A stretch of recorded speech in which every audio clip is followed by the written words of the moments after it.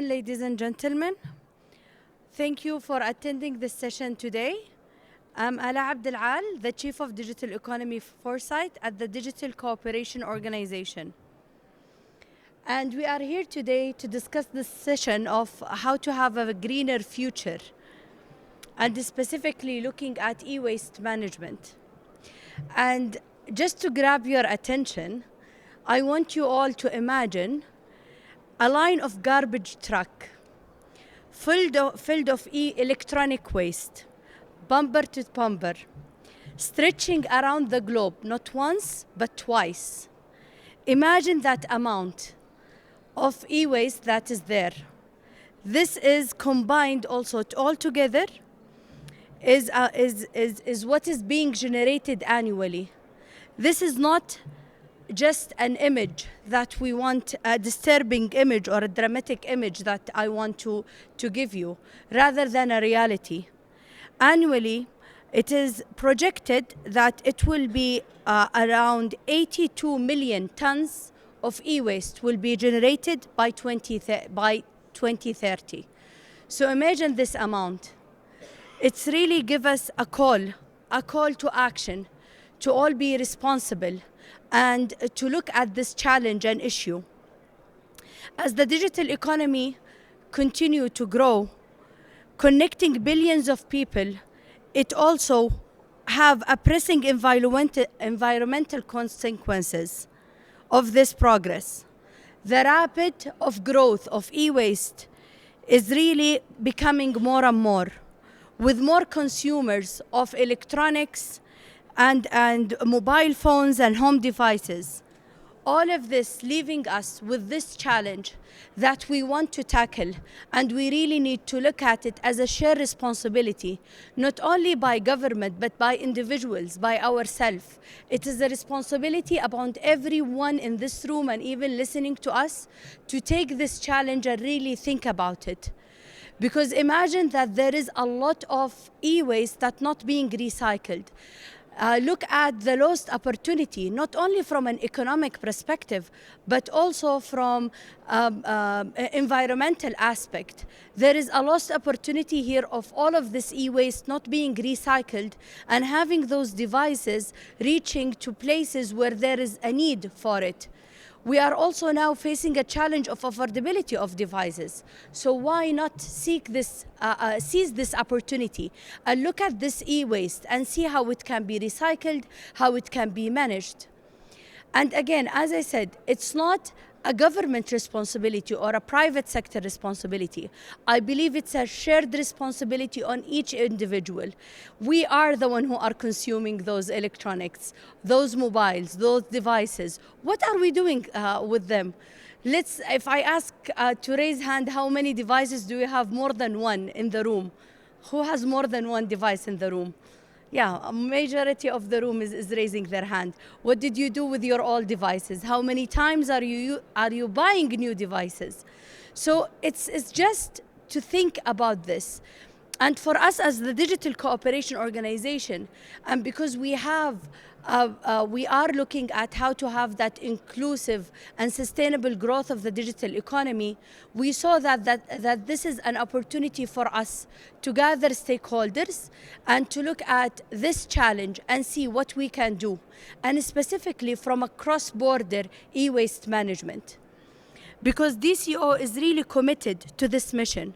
And through our e-waste management program initiative, we aim to foster circular economy in the ICT sector, advance cross-border solution, and leverage technology to mitigate environmental harm. And today in this workshop, we want to share our work, and we want to hear from you and to give us insights on what we are doing, because we believe in a multi-stakeholder approach. We believe in learning from others and listening from experts like the one in the room, and for us to have that comprehensive solution, because again, we as DCO, we really believe that we want to give a fair opportunity for each person, each nation, each business to prosper in a cross-border inclusive digital economy. So thank you everyone for being here today, and looking forward to hear from you, to be engaged in this interactive workshop. I want to give the floor to my colleague Dr. Saeed Iftikhar to have his word. Thank you.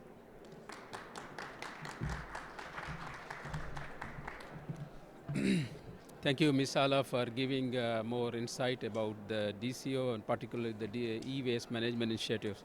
So basically, first of all, I give some introduction about the DCO more in detail because DCO is established in November 2020, and we are aggressively working on different aspects.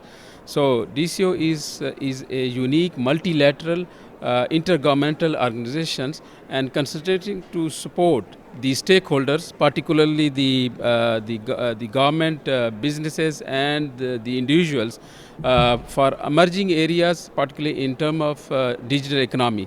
So one of the challenge is the sustainability, and we are working, cooperating with our member state and countries of the world to how we tackle this challenge. So DCO, as per the structure, we have 16 member states.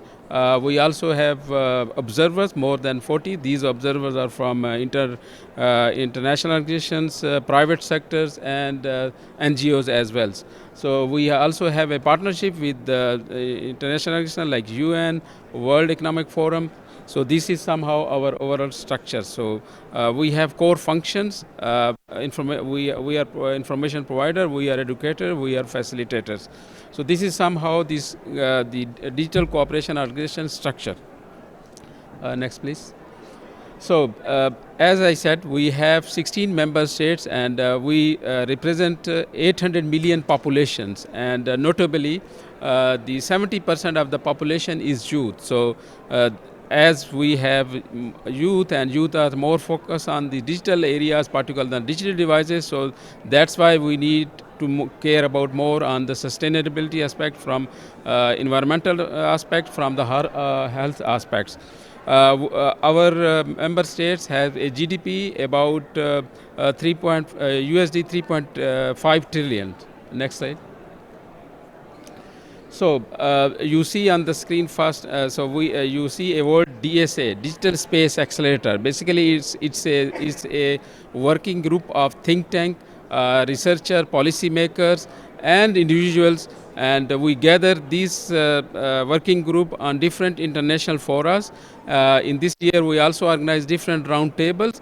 What exactly the objective of this DSA? DSA is to focus what exactly the emerging issues in digital economy and how we solve these challenges.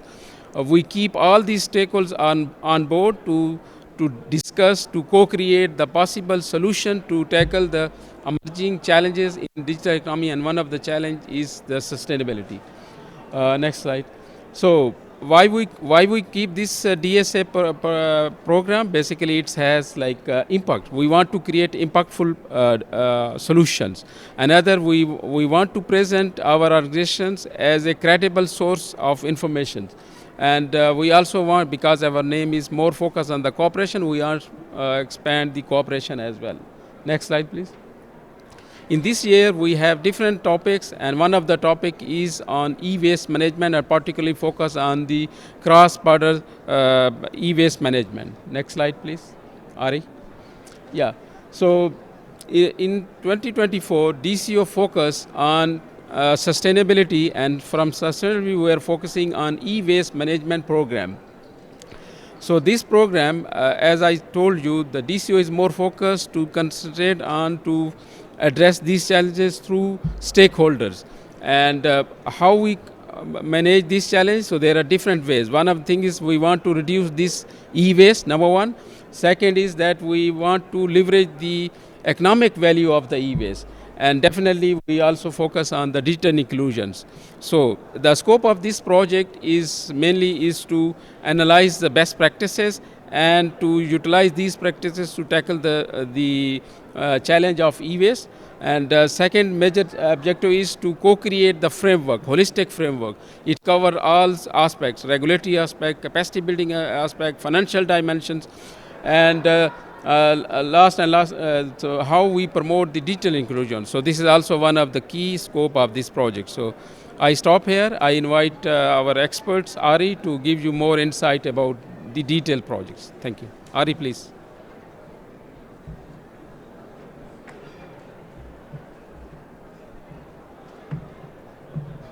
Hello, everyone.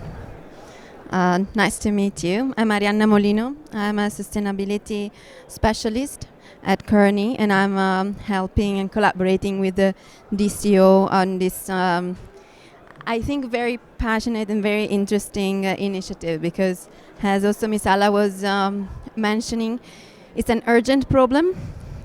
We love technologies. I think now be addicted to technologies, and our kids will definitely also use more and more of it. So if we want really to have a digital economy, we need to tackle these issues and making sure that it's sustainable.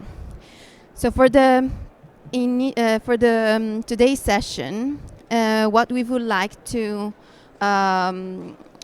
do, it's really have an engagement with you, as mentioned, giving your expertise, and also I hope that from different parts of the world, it would be great to get your perspective. So on one side, we want to discuss the importance of e-waste in your countries or for your sector. The second objective would be to also try to link the environmental issues and the social benefits, right? So how do you see the reuse of devices to tackle digital, to bridge the digital divide?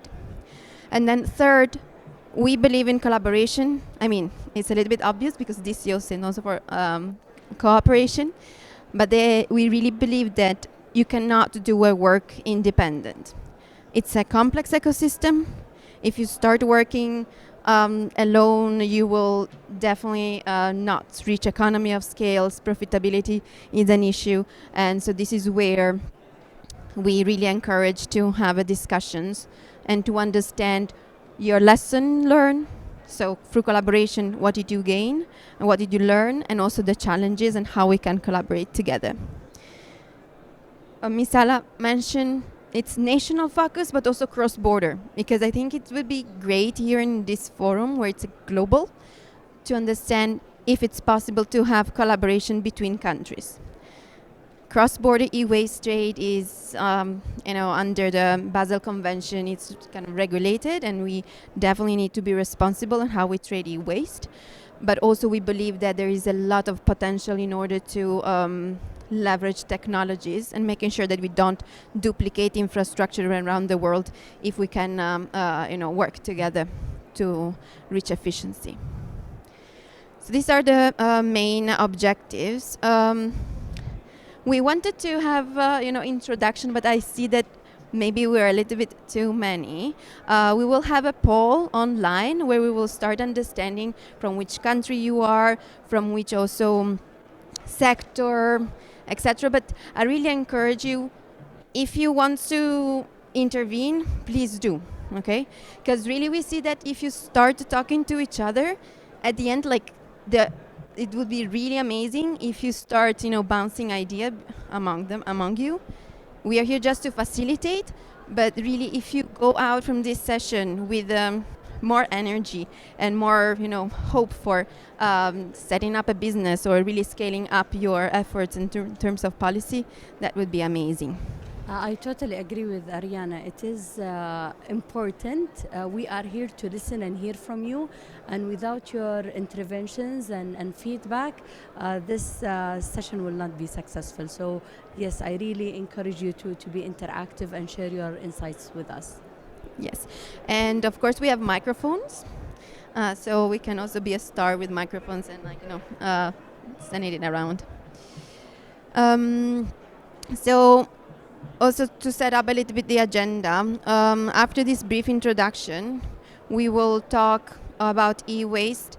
Probably you know already the basics, but just to remind us about the big numbers, the big pictures, to kind of phase out and understand what is the environmental impact, the social impact, but also the economic potential. And then looking into the value chain. because we know that the issue is not just recycling, right? It's like collection, it's kind of sorting, it's really taking the private sector together with the social sector and the informal one, because we need to remember that at the end each country is going through a certain level of evolvement. So we really would like to see and discuss with you the value chain itself. Second part would be on digital divide and e-waste. I think we need to remind ourselves, but before recycling, we can reuse and redeploy, right? Because circular strategies you need to close the loop early on. And it's a great potential to use this in order to then create a new market, to give access to a potentially part of the population that cannot buy a new iPhone every 2 years, right? So we'll talk a little bit about that. And finally, cross-border and national collaboration. Here would be great. We will see if maybe we can split into groups, or if we have enough energy, we can also see among you if you want to raise the hand in terms of potential ideas that you have grabbed or that you have also experienced and you are doing in your organization or country. So again, raise the hands if you want to intervene. I think everything is very valuable, so really don't shy away. So, e-waste. This figure was already mentioned by Ms. Ala, but just to tell you about the growth, right?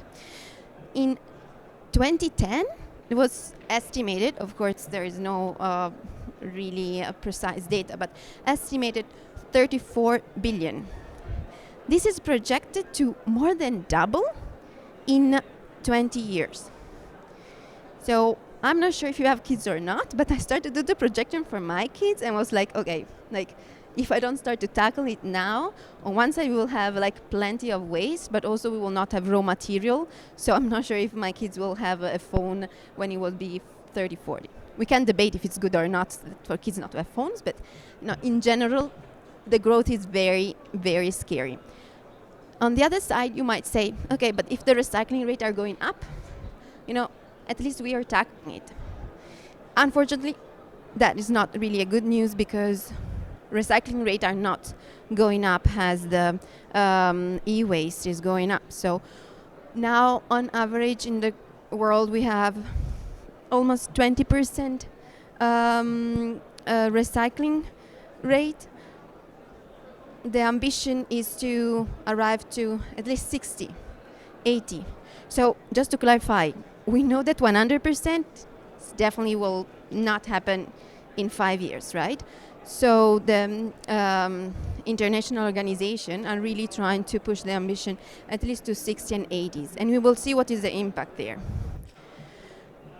So if we then say, okay, why we are doing it? On one side, environment. If you do not recycle well, it's not just that you pollute the air, the land, the soil, the water, but also there is risk for the well-being. So that is where you have, the impact, environmental impact that is affecting both the environment and the society. And here there are estimates of 145 billion of CO2 emissions in the environment. Is it 50% of the global emission? No, but this really is, contributing to it, and we have high potential to lower it down to making sure that we close the loop in this ICT sector. There are informal workers that are affected, 11 million. I want really to hear also your opinion on informal sector, because talking with also UNITAR and with different organizations, they were saying informal sector is great because at the end, they are really embedded in the society. They are really working in different areas of the city. So they're not per se wrong, or you need really to dismantle it, but you need to help them to follow probably some compliance rule or any way to be careful of the environment and the people. So here it was like mainly the environmental impact, but then also if we think about the social impact in terms of digital divide, and we try to close the loop early on, we really redeploy in just 1% of the smartphones, and we are like 5 billion smartphone in 1 year. 5 billion, right? Like, it's just to let it sink.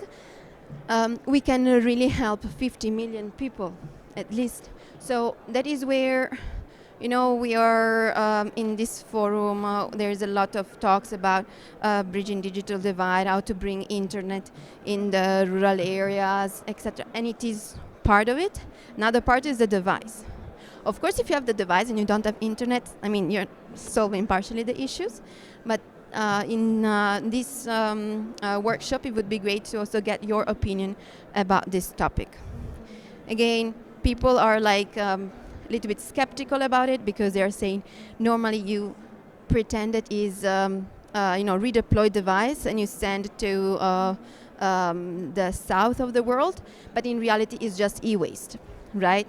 So also how you make sure that you are doing this upcycle in the right way that touch the people in need.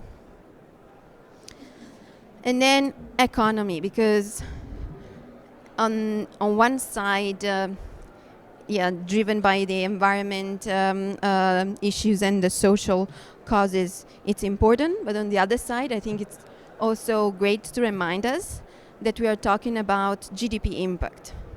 If you have more people affected in terms of health, they will go to the hospital. You have cost on that.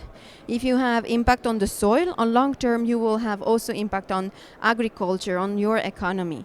If you have climate change, you will have impact on the, different disasters that we see now, where sometimes, especially if you have slum or like the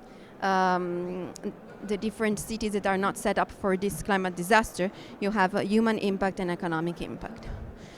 So here in the Global E-Waste Monitor 2024, you can see an interesting calculation that at the moment, with this 20% recycling rate, we are losing globally 37 billion. But as soon as we start recycling, we can have a net positive impact. Why? Because on one side you are creating a market, you are creating economic activities. Then less people are healed, so less people go to the hospital and then have to pay for medical care. And then on the other side also you have less impact on the environment, so less also pollution and green gas emission. It is true that this type of concept relates more to government, right? Because at the end, the government is the one that will allocate funds for also the healthcare, funds for the environment, etc. So this is really to also arrive to government level and tell them, investing even more in the private sector, social sector, doesn't really stop into the e-waste management, but goes beyond at your global, national and global economy. So here we have done a couple of workshops, one in London last week, where we had more kind of private sectors and NGOs coming in and tell us their point of view on the policies and their challenges. We had also in Singapore and with also private sector and policymaker that were discussing how the e-waste is done in Malaysia and in Singapore. And finally, also here in Riyadh with the GCC countries, where we focus mainly on kind of policies. And what we have identified are 5 main kind of best practices. On one side, collection system is important. We saw some countries that invested into recycling infrastructure, but they don't have feedstock. So then you don't have, your economy will, profitability will not stand. So collection is important. Another point is if you raise awareness with consumer, but don't give them the access to recycle, to like bring the device, then like they are okay, like you are telling me to do it, but I don't know how to do it, so you lose the momentum. And so yeah, the second one is consumer awareness. Once you have at least set up some access point, right? And as also Misala was saying, consumer is also us. So I was also discussing with my colleagues that I'm not sure you, but I have a bag in my home with all the cables of the old phones, etc. That like with this project I start understanding, okay, where I have to put it, what is the impact, etc. But it's not something that everybody knows, and especially the collection system and all this system will really change from Spain to Saudi, for example. Economy of scale. In a lot of countries, both private and public sector told us that they want to do recycling facilities, but they don't have enough feedstock to make it profitable. And that is where, on one side, okay, if you increase the collection, most probably you will be kind of profitable. But on the other side, this is where you maybe need, on one side, to think broadly on collaboration and how potentially you can work with other countries or other part of municipality, etc., to then consolidate and making sure that you're not setting up small facilities around the territory that no one is profitable and then everybody needs to close or have subsidies, right? So economy of scale is important. Private sector. I think talking with the private sector, they really wants to get involved. Of course, there are a lot of opinion about policies. About like, okay, this we need to change. This is about legacy technologies. This also have to be updated. This is too strict. This is too broad, of course. But I think what's the key message that came from this workshop is that government alone cannot centralize, because e-waste is also spread in the territory. So you need to enable, but then the private sectors also have the appetite to come and then to build a strong supply chain and value chain. And last but not least, regional collaborations. So here is where, like depending also on the regional policies and the regional relationship, you can really think on how I can work, for example, between Saudi Arabia and Oman, to making sure that if I specialize on recycling on the one type of e-waste or one type of battery, then I will receive the feedstock, but then I don't have to do the recycling of that type of material, because then I can collaborate and then I can send it there. So this exchange and this promotion of e-waste cross-border trade, I think it's important, but also sharing lesson learned, because there is no one system that fits all. First of all, we are very different in terms of society. Like doing some policies in Europe, it's totally different doing policies in Ghana and doing policies here in Saudi Arabia, right? So this is where maybe collaborating between the GCC countries that can help, saying, okay, what did you do that works? What did you do that didn't work? So maybe can we try to test it together? Can I try to learn your governance, your policies, your EPR implementation? So this is really a call to action on collaboration. I will now I will stop talking. Maybe before doing the Slido, I want just to open the floor for maybe reactions. I know that you need to be brave to be the first one talking, because everybody is like, as soon as I share, like someone wants. Okay, perfect. We have a volunteer.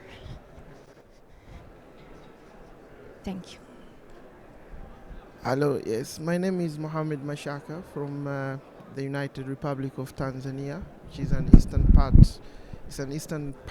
East African country back there.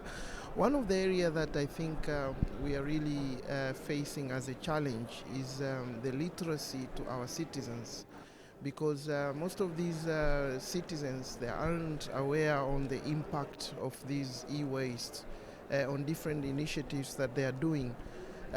Maybe the issue is we are trying to look on the case studies whereby the countries have these strategies towards the e-waste, and probably the guidelines towards the safe usage of these ICT and all infrastructures, so that they can be aware of that. So one of the biggest challenge that I've seen which is actually coming across is the literacy level of the people and how effective we are really going to do it. So I think there is a need to have an e-waste strategy and probably a guideline for the e-waste as well, and the awareness campaign that needs to go to the people, because as you have mentioned, we have the low income people, the people who are actually in the informal sectors. They are the ones who are much more affected into this. So there is a need to increase much effort into it. So we really appreciate into that. That's the comment I wanted to add. Thank you. Thank you very much. Maybe we have someone that wants to.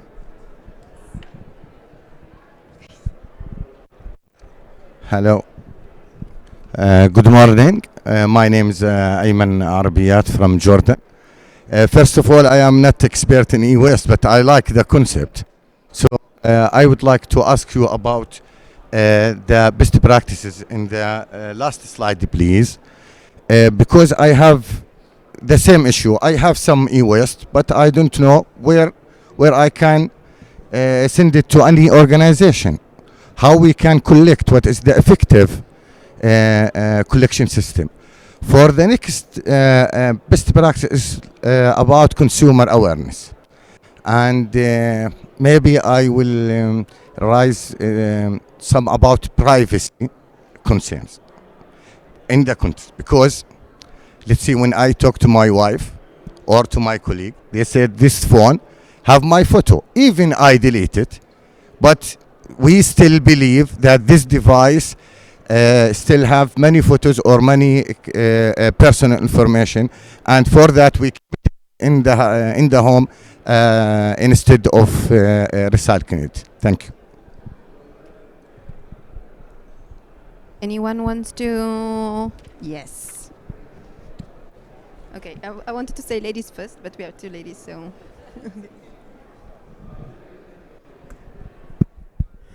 Hello, my name is Noya. I'm from the small Pacific Island country of Tuvalu.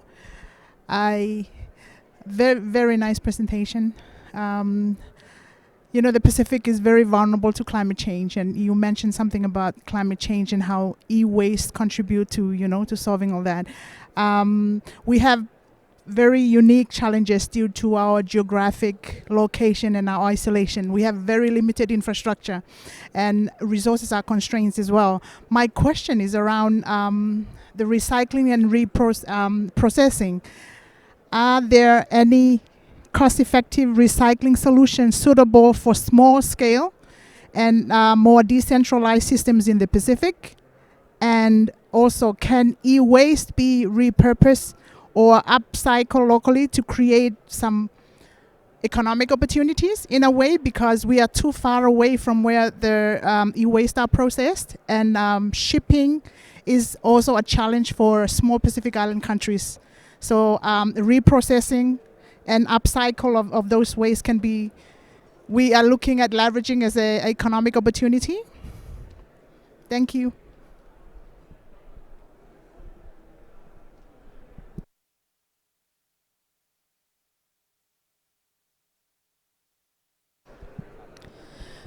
Thank you. My name is Dr. Nagwa. I'm from the academia from Egypt.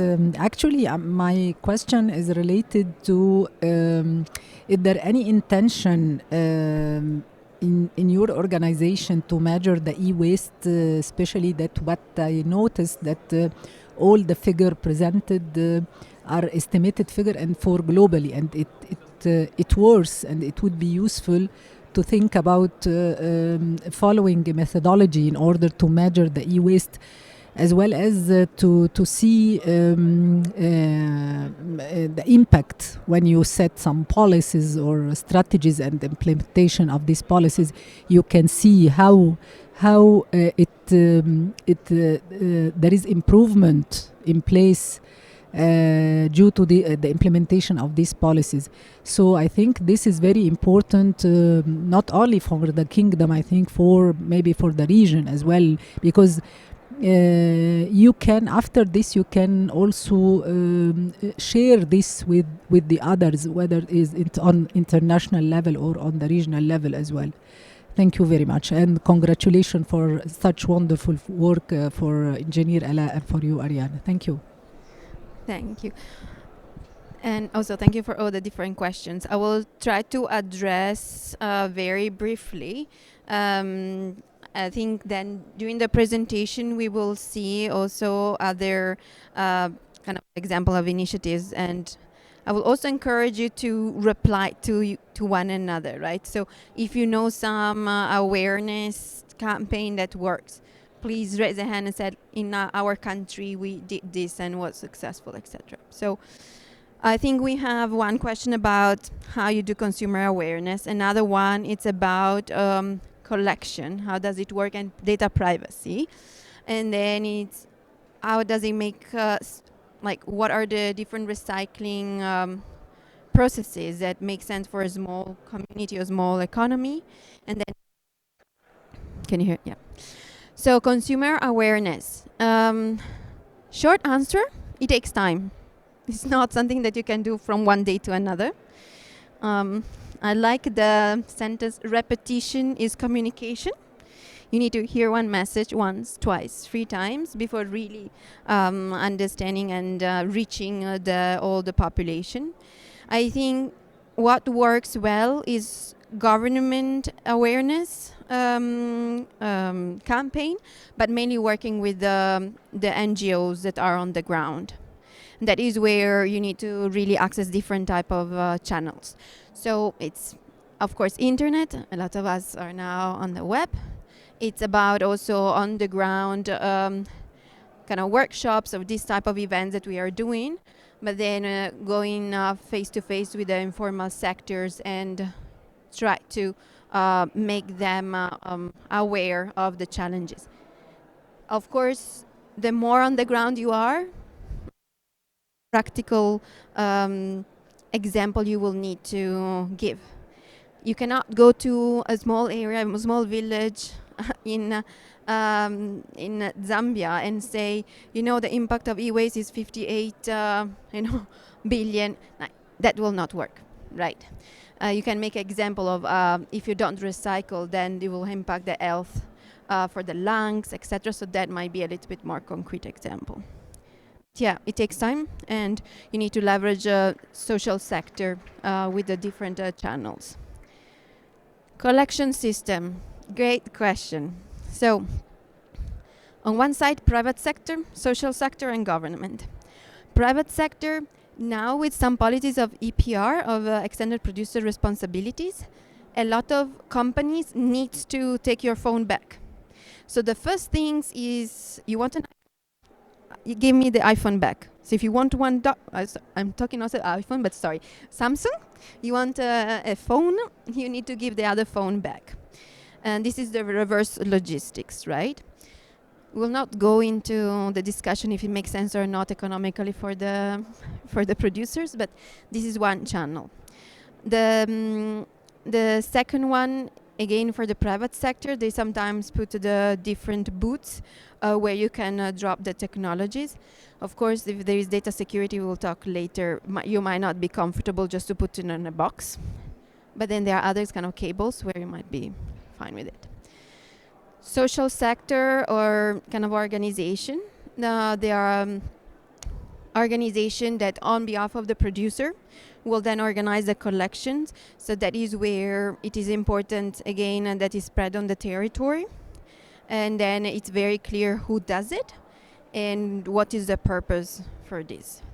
So that is NGOs that, of course, is connected with consumer awareness, but then accessibility, right? And then the last one is government. I saw that before here was Abdulaziz, that is from CST, from the KSA regulator, and they did a great initiatives, Recycle My Device, when they tackled both of the question you had. First of all, they saw that in KSA, but I guess in most of the countries, there is a lot of concern about privacy, where my photo will go, right? Even if I delete it, I also don't know. If I delete it, I'm not sure if they're probably there, right? There's always some magic gig that resuscitates stuff. At least when I delete, I hope that there is someone that will do for me. So they see that in some countries, government have the trust, and so consumer are okay to handle the device to the government. And so they will reassure you that the data will be the first one that will be kind of erased in a secure way before handling over to another actors in the supply chain, right? Now, this doesn't work in China, for example. China, they don't trust to give to the government, right?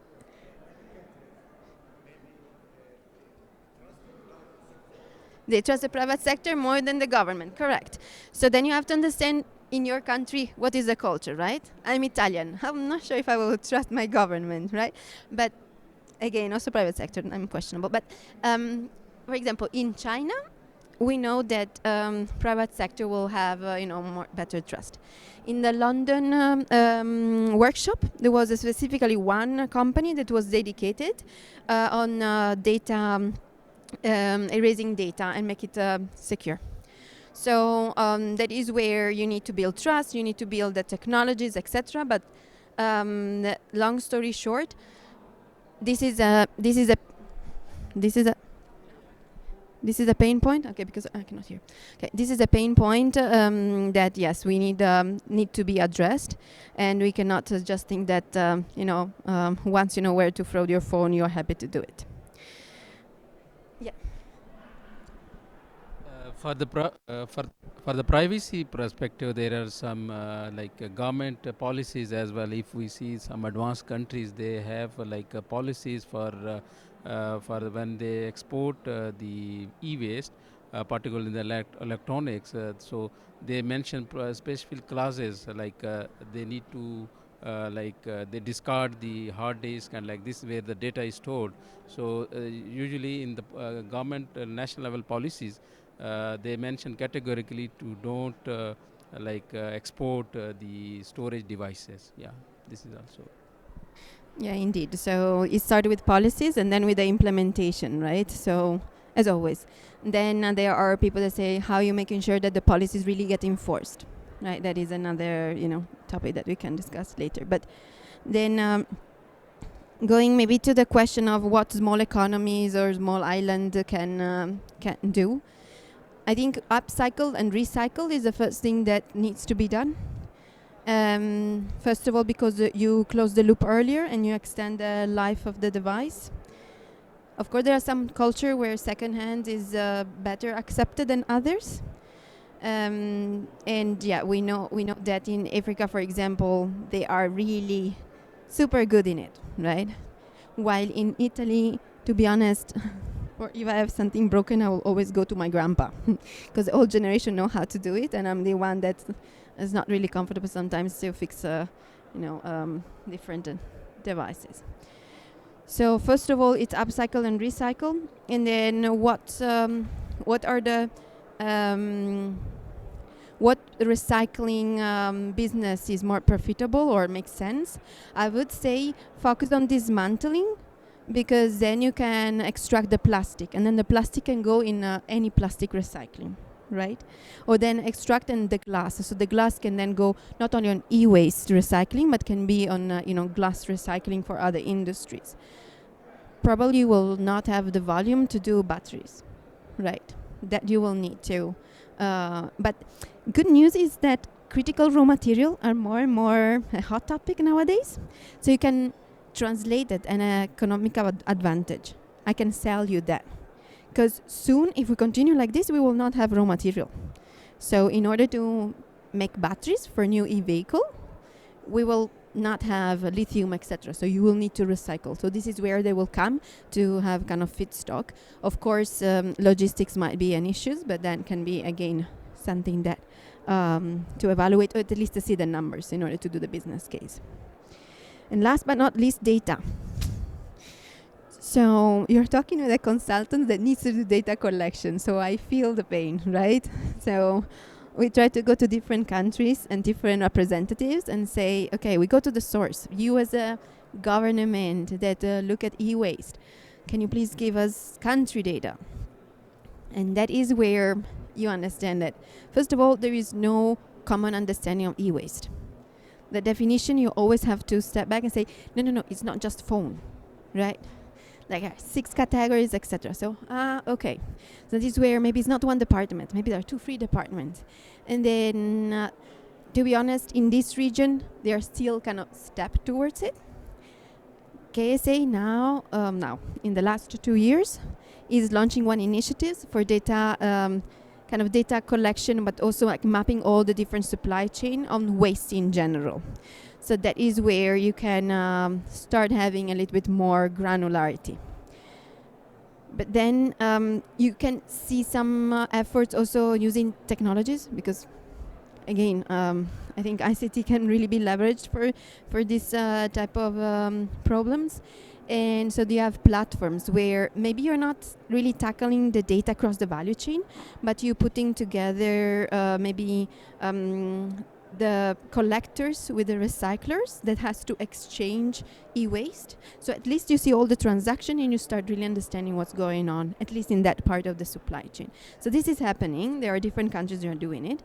And also e-waste trade, because they have to enter your border and exit. At least in that transaction, you can start to have control over it. Now, issue, classification. Some do not classify as e-waste also because most of the time it's illegal. They're ban on export, ban on import. So they are sometimes wrongly defined as electronics. So that is where, of course, you will need to have more enforcement. But yeah, we are also thinking about it. So with Misala and Dr. Said, we are also trying to tackle this and maybe give some lesson learned in 2025. So, conscious of time, but thank you for the... I hope we discuss, and of course later on we can also have a better, deeper discussion. Now, Dr. Said told me that you are a little bit late. Italian style, I'm talking a lot. So now, we are in IGF. So now, yes, you can take your phone. I think some have already anticipated this moment. I already have the phone. Slido. You can scan this code and you can access it. Ideally, it will not fail. That would be magic. And the first question is pretty simple. I think everybody know the country where they are from. Now, if you are from one country and you're representing another one, up to you what you want to put. Yeah, and we will see here are the different results. And I'm really happy that we see different countries represented here. So Thailand, Maldives, Tonga, Netherlands, maybe I know who is from Netherlands, and Saudi. We have 5 participants. I think in this room there are a little bit more than 5. So I encourage everyone, if it's possible, to participate. It's anonymous, as you can see. So it's really to start. Then later on we will try to connect the different solutions, different issues to the. Sorry.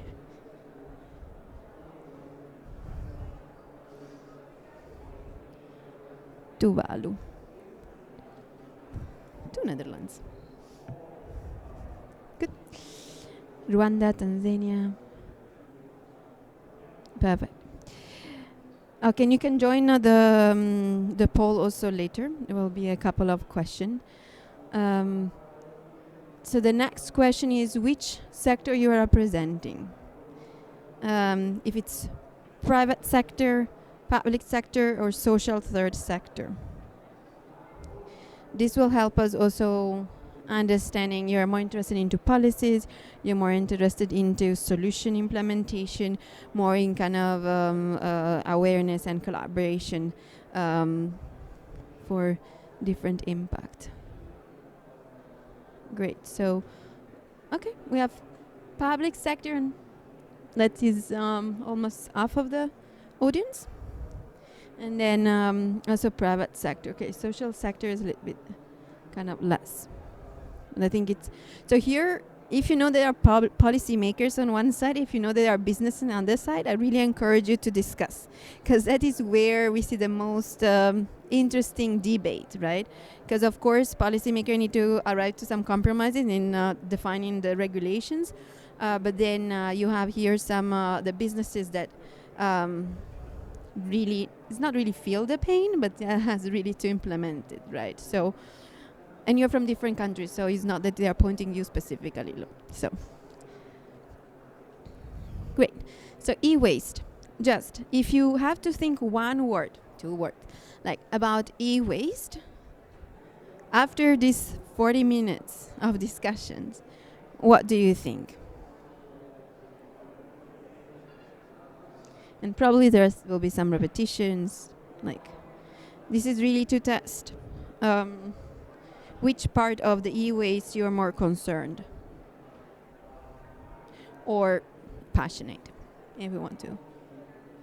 I like infinity loops. Wow, the infinity loops author needs to do this type of workshop, because definitely the wording is very, very good for also different campaigns of awareness. Unused electronic material, collection, environmental justice. I like that. Kind of just transition, environmental justice, expand lifespan. Yeah, as I was mentioning, it's not just a matter of recycling, right? We need to extend the life of the material, of the devices. Great. So reuse, recycle. Great. Perfect. So now that we want to test the issue, that you see this, how much do you think it's important e-waste in your country? And it's not that you have to say, it's horrible, because I did a presentation, right? Like, if you also feel that it's tackling or there's not enough volume, really here. Okay, so it's not yet significant, but it's increasing and moderately significant. Okay, so you see, like after this presentation, at least I think it's not that everybody thought, okay, it's super significant. So I think that this is a good kind of takeaway, that probably the urgency is not there yet, either because of facts or perception.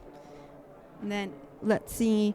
Of course, we need data to arrive at some conclusion, but this we will probably for each country will understand case by case.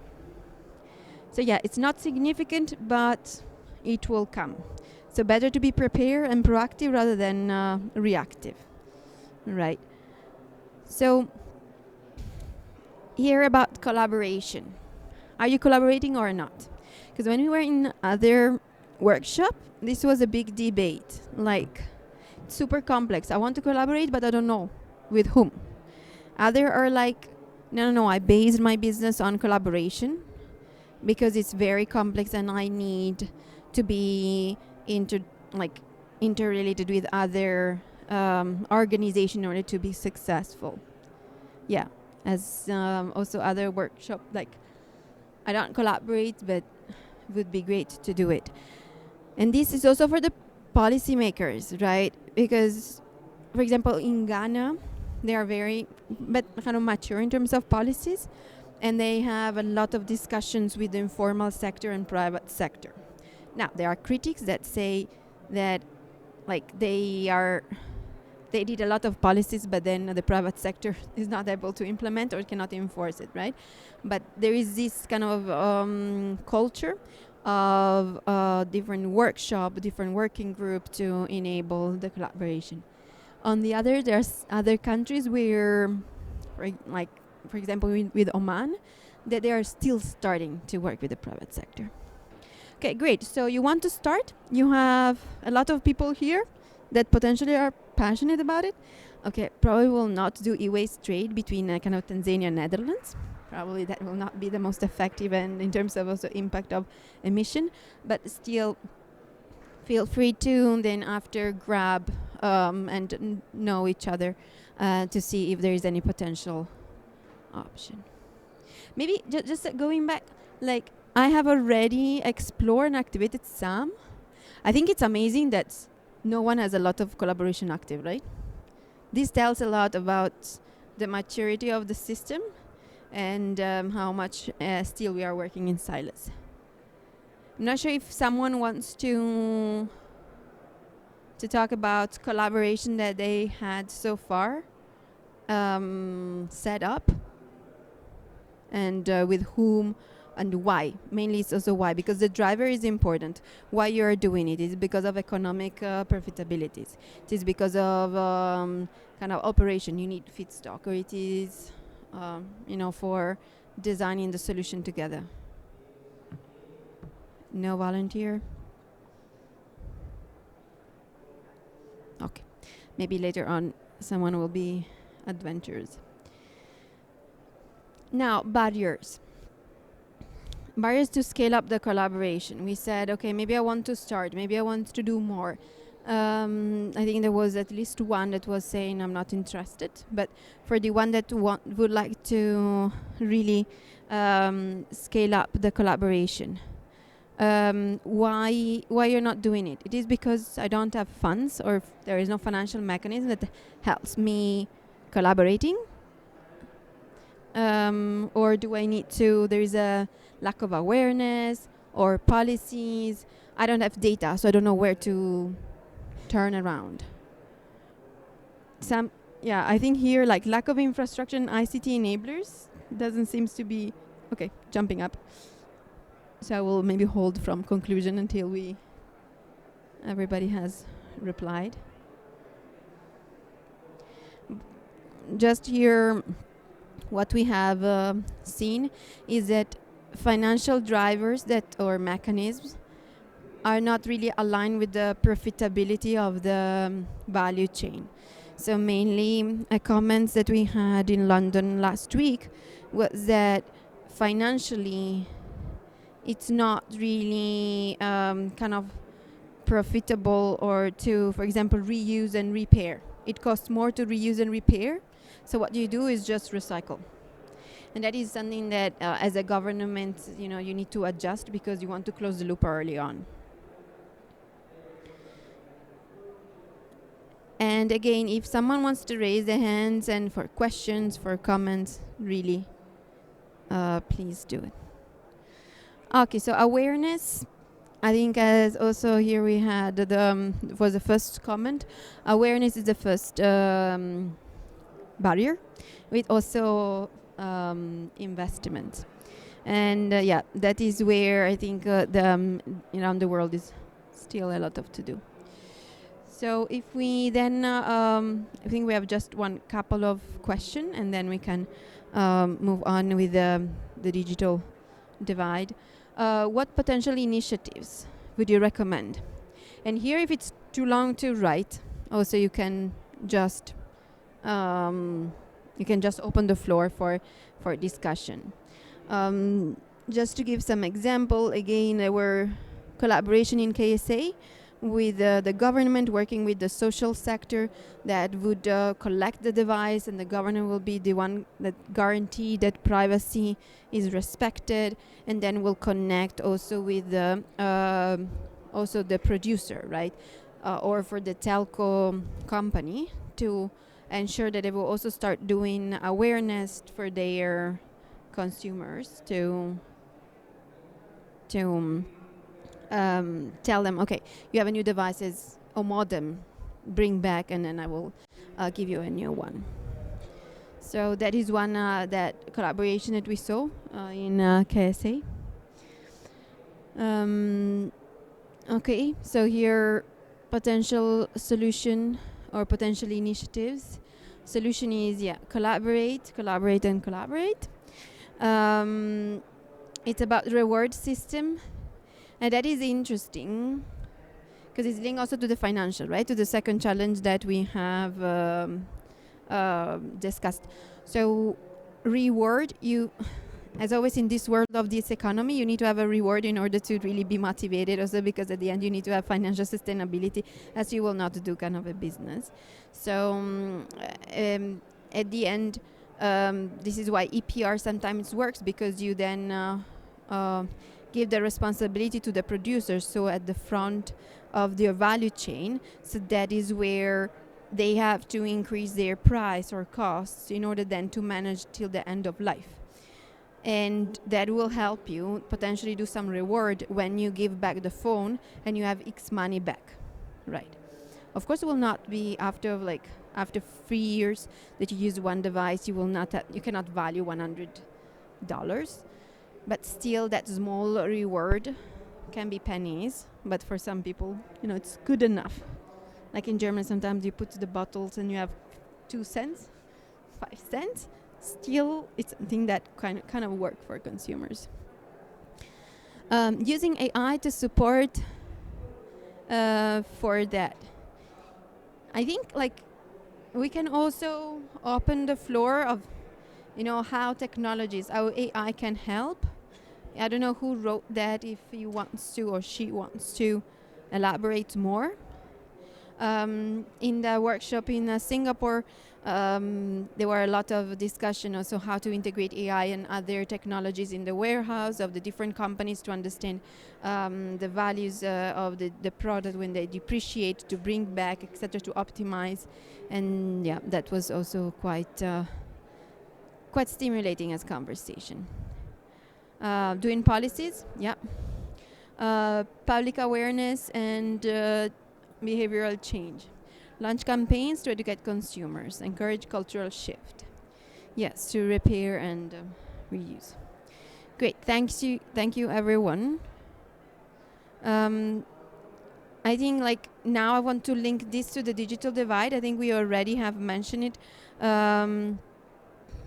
before, how we can promote e-waste and then also do that, promote this reuse of devices in the part of the population in need. So if you think about reuse of electronics, you as a company or you as a policymaker, why would you do it? It's because you think about the environment, you think about this because of the social, you think about the brand and the corporate social responsibility, so the governance, or you think about the economics, so the ESG and also the profitability. So here I want really to test the driver. Why would you reuse, or you would encourage to reuse or repair one device?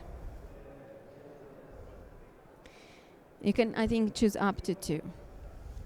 Yeah, so one driver or reward to connect to the previous is CSR or brand. Private sectors can really use that to communicate their commitments to sustainability, right?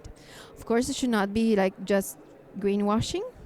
It should be substantiated by it as a real initiative there.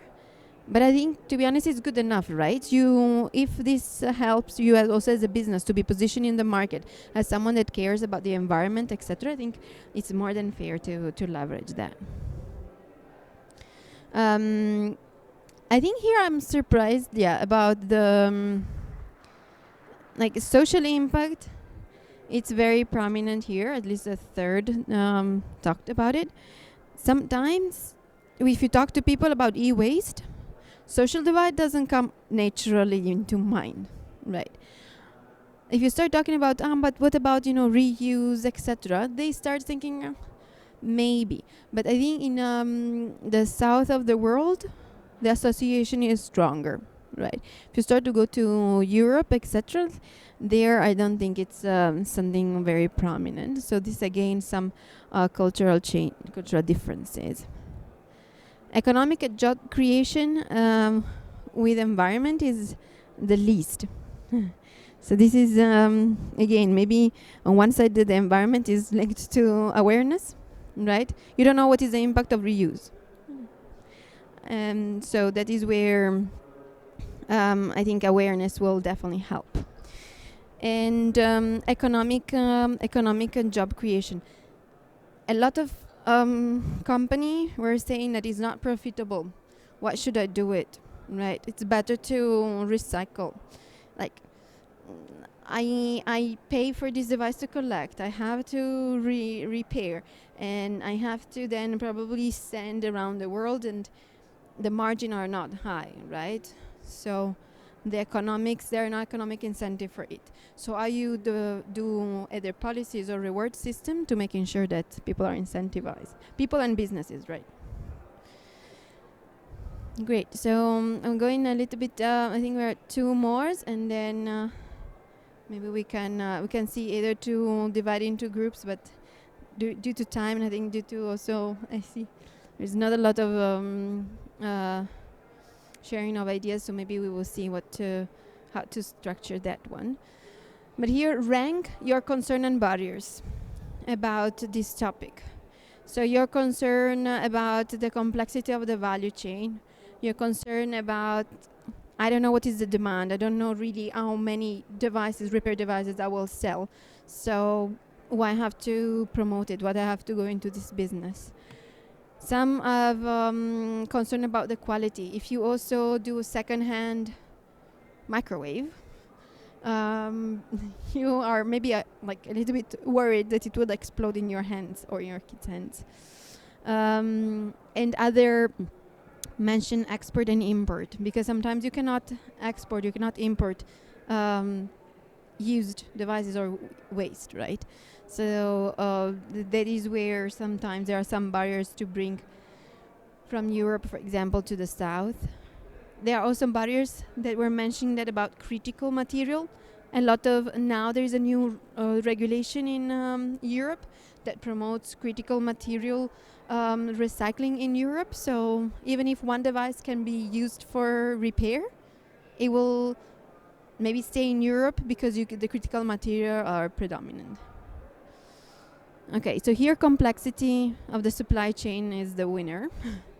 And the second, the quality and the reliability. So the complexity, I think that also comes about data, comes about awareness, and comes also about probably the maturity of the market. And the second one, quality and reliability, that you need to have standards, right? Because sometimes if you don't have standards, you don't know really if one device was recycled or repaired properly. So for some, probably a phone you're oakish, most of the time will not explode in your hands, but there are others where probably you don't want to access it because of that concerns. And unethical trade and dumping. Okay, go to the third one. This is something that we have tested, especially for trade. Then I can give my device, but or also the clothes, right? But then probably they will be anyway go to the landfill. So do I trust it? It's a matter of trust, a matter of transparency, a matter of awareness if really what is claimed really will happen. Great. So here, again, maybe initiative more for cross-border e-waste. I think also we can talk on the microphone. It's too much. Rather than typing, if you have done already, or if you think that there is some initiative that you believe are valuable, what could be? Like between collectors and producers, maybe also thinking about Egypt, or about the island, or KSA, what might be.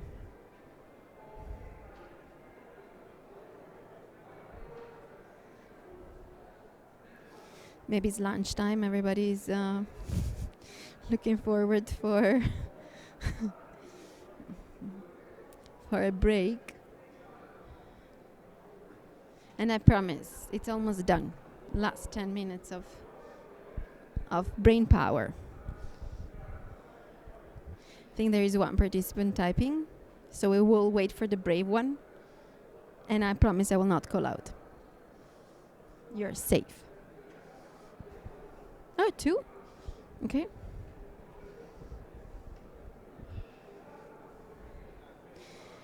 As a sharing, like an initiative that UNITAR told us to do is to go really on the ground and follow the informal sector, the pickers, to really collect the data, as one of the points was mentioned before, and really to understand the complex supply chain, etc. So, great. So global regulation, and then responsible recycling certification.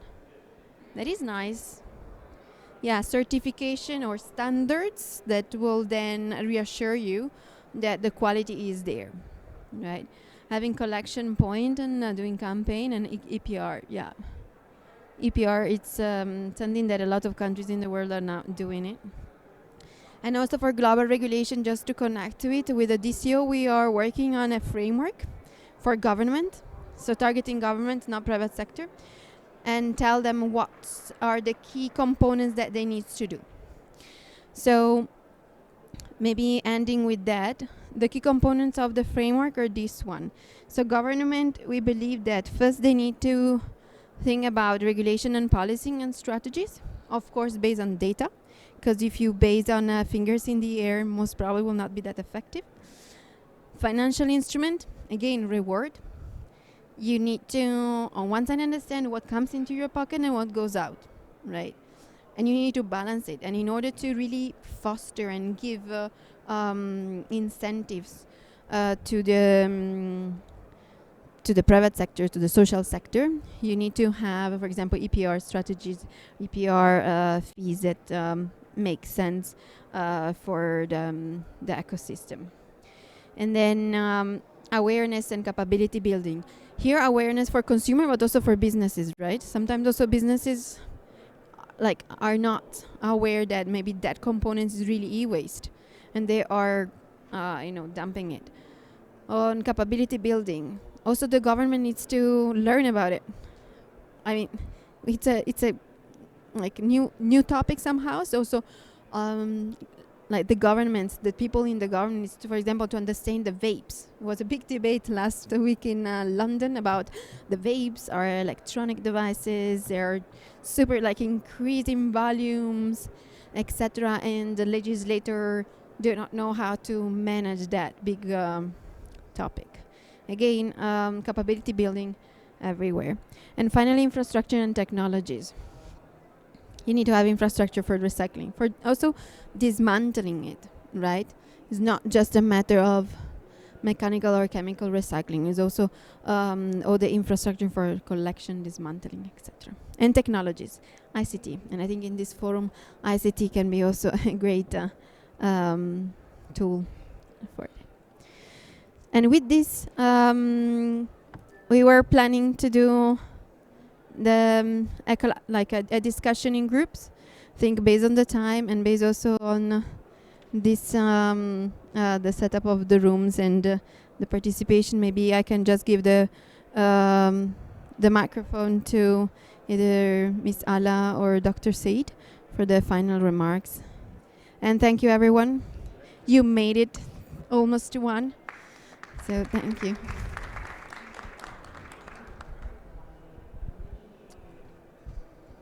Thank you very much for your active participation. I think it's very two-way communication, and we get a lot of information from you. And as we told that this initiative is, we are co-creating the framework, and definitely we incorporate your feedback in our framework. This framework is not only for the DCO member state, basically this framework for the whole countries of the world. So thanks again for your feedback and participation. Thank you very much. Thank you, everyone. So just one thing, if we can get out of this session with the feel of responsibility that this challenge is in the hands of each, the solution is in the hand of each one of us. This would be for us, we have achieved a great goal. And this is a call of action to be part of the solution, to build a future, a greener future, a more sustainable economical future for everyone. Thank you for joining us, and hope that we can hear from you and your feedback. Thank you so much.